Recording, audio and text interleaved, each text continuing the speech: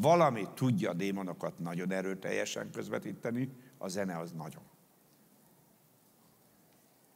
Ugye ezért látjuk, kábítószer függő emberek zenéje, kábítószer függő embereket hoz létre már a követői közül, tömegével.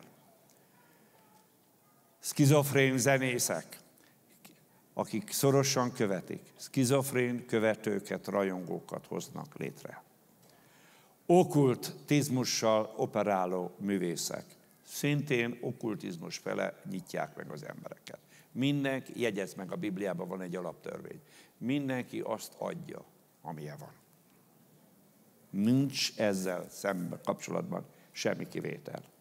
Ezért kell odafigyelni, hogy zabos lesz, kásás lesz a tekinteted, vagy kitisztul, mindent jobban értesz, tudsz tájékozódni, a világ nem vészel homályba, hanem egyre okosabb leszel, és egyre jobban látod a tényeket. Tehát ezeket figyelni kell az embernek a lelkébe, hogy valamit teszek, az most a képességeimet javítja, vagy rombolja. Ma rengeteg ilyen önpusztító dolgot végeznek az emberek, keresztények is, és ezért hívom fel a figyelmet, hogy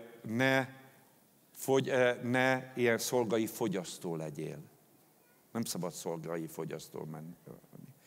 Ha egy pedofilt olvasom, vagy hallgatsz Michael Jackson, biztos, hogy ha nem is olyan szélsőséges, torz, sátáni lény lesz belőled, mint ő, amilyen volt, de biztos vagyok benne, hogy valamilyen torzulás létrejön szexuális területen az életedbe. Nincs olyan, hogy valaki egy hatásos dolgot csinál, hogy ne legyen abba benne a lelke. Hát akkor nem hat. Minden azért hat, mert benn van az alkotónak a lelke. És azt meg kell nézni, hogy milyen a természete a lelkének. Ezért kell az embernek megszentelnie magát.